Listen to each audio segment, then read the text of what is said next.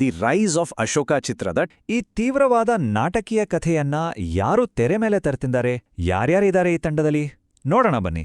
So the rise of Ashoka ಬರ್ತಿರೋದು 2026ರಲ್ಲಿ. ಇದರ ನಿರ್ದೇಶಕ ವಿನೋದ್ ವಿ ಢೋಂಡಾಳೆ. ಅಂದಹಾಗೆ ಇದು ಇವರ ಮೊದಲ ನಿರ್ದೇಶನದ ಚಿತ್ರ. ಇನ್ನು ಹೀರೋ ಬೇರೆ ಯಾರೂ ಅಲ್ಲ, ನಮ್ಮ ಸತೀಶ್ ನಿನಾಸನ್.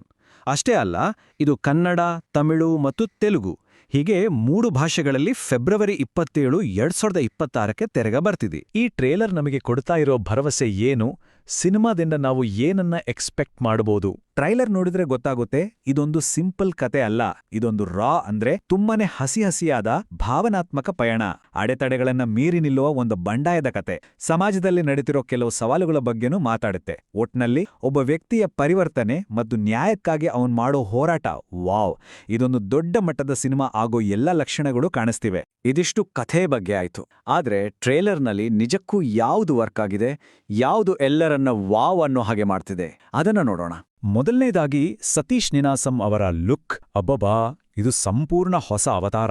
ಎರಡನೇದಾಗಿ ಸಿನಿಮಾಟೋಗ್ರಫಿ. ಒಂದೊಂದು ಫ್ರೇಮ್ ಕೂಡ ಕಣ್ಣಿಗೆ ಹಬ್ಬದ ಹಾಗೆ ಇದೆ, ತುಂಬಾನೇ ಡ್ರಾಮ್ಯಾಟಿಕ್ ಆಗಿದೆ. ಆಮೇಲೆ ಮ್ಯೂಸಿಕ್. ಪೂರ್ಣಚಂದ್ರ ತೇಜಸ್ವಿ ಅವರ ಬಿಜಿಎಂ ಕೇಳಿದ್ರೆ ಮೈ ಜುಮ್ ಅನ್ನುತ್ತೆ. ಆ ಹೋರಾಟದ ಕಿಚ್ಚು ನಮಗೂ ತಟ್ಟುತ್ತೆ. ಇನ್ನು ಸಪ್ತಮಿ ಗೌಡ. ಎಲ್ಲಕ್ಕಿಂತ ಹೆಚ್ಚಾಗಿ ಇದು ಕೇವಲ ಮನರಂಜನೆ ಅಲ್ಲ, ಸಮಾಜದ ಬಗ್ಗೆ, ಸಮಾನತೆಯ ಬಗ್ಗೆ ಮಾತಾಡ್ತಿರೋದು. ಖಂಡಿತವಾಗಿಯೂ ಇದೊಂದು ದೊಡ್ಡ ಪ್ಲಸ್. ಈ ಒಂದ್ ಮಾತ್ ಕೇಳಿ, ಸತೀಶ್ ನಿನಾಸಂ ಇದರಲ್ಲಿ ಒಂದು ಪ್ರಾಣಿಯಂತೆ ಕಾಣ್ತಾರೆ ಅಂತ. ಇದು ಅಕ್ಷರಶಃ ನಿಜ. ಆ ಕಣ್ಣುಗಳಲ್ಲಿರೋ ತೀಕ್ಷ್ಣತೆ, ಆ ಮೈಕಟ್ಟು, ಆ ರಗಡ್ ಲುಕ್, ಇದು ನಾವು ಲೂಸಿಯಾ ಇಲ್ಲ ಅಯೋಗ್ಯ ಸಿನಿಮಾಗಳಲ್ಲಿ ನೋಡಿದ ಸತೀಶ್ ಅಲ್ವೇ ಅಲ್ಲ. ಇದೊಂದು ಕಂಪ್ಲೀಟ್ ಟ್ರಾನ್ಸ್ಫಾರ್ಮೇಷನ್. ಇದು ಅವರ ಕೆರಿಯರ್ನಲ್ಲೇ ಒಂದು ಬೆಂಚ್ ಮಾರ್ಕ್ ಆಗೋ ಸಾಧ್ಯತೆ ಇದೆ. ಓಕೆ, ಇಷ್ಟೆಲ್ಲ ಪಾಸಿಟಿವ್ಸ್ ಇದೆ, ಆದ್ರೆ ಎಲ್ಲದರಲ್ಲೂ ಒಂದಿಷ್ಟು ಮೈನಸ್ ಪಾಯಿಂಟ್ಸ್ ಇರುತ್ತೆ ಅಲ್ವಾ? ಹಾಗೆಯೇ ಟ್ರೇಲರ್ನಲ್ಲಿ ಕೆಲವು ವಿಚಾರಗಳು ಸ್ವಲ್ಪ ಮಾಮೂಲಿ ಅನ್ಸುತ್ತವೆ. ಅದೇನು ಅಂತ ನೋಡೋಣ. ಇಲ್ಲಿರೋ ಒಂದೇ ಒಂದು ಸಣ್ಣ ಗೊಂದಲ ಅಂದ್ರೆ ಮಹತ್ವಾಕಾಂಕ್ಷೆ ಮತ್ತು ಅದನ್ನು ತೋರ್ಸಿರೋ ರೀತಿ. ಒಂದು ಕಡೆ ಸಿನಿಮಾ ಸಾಮಾಜಿಕ ನ್ಯಾಯ, ಬಂಡಾಯ ಅಂತ ತುಂಬಾ ಗಂಭೀರವಾದ ವಿಷಯಗಳನ್ನ ಕೈಗೆತ್ಕೊಳ್ಳುತ್ತೆ.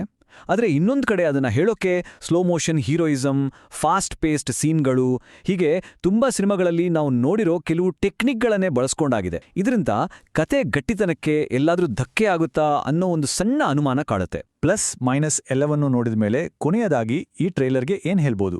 ಸದ್ಯಕ್ಕೆ ಟ್ರೈಲರ್ಗೆ 5ಗೆ 3.5 ಸ್ಟಾರ್ ಸಿಕ್ಕಿದೆ. ಖಂಡಿತವಾಗಿಯೂ ಇದೊಂದು ಒಳ್ಳೆ ಸ್ಕೋರ್. ಸಿನಿಮಾ ಮೇಲೆ ಭರವಸೆ ಇಡಬಹುದು ಅನ್ನೋದಕ್ಕೆ ಇದೊಂದು ಸೂಚನೆ.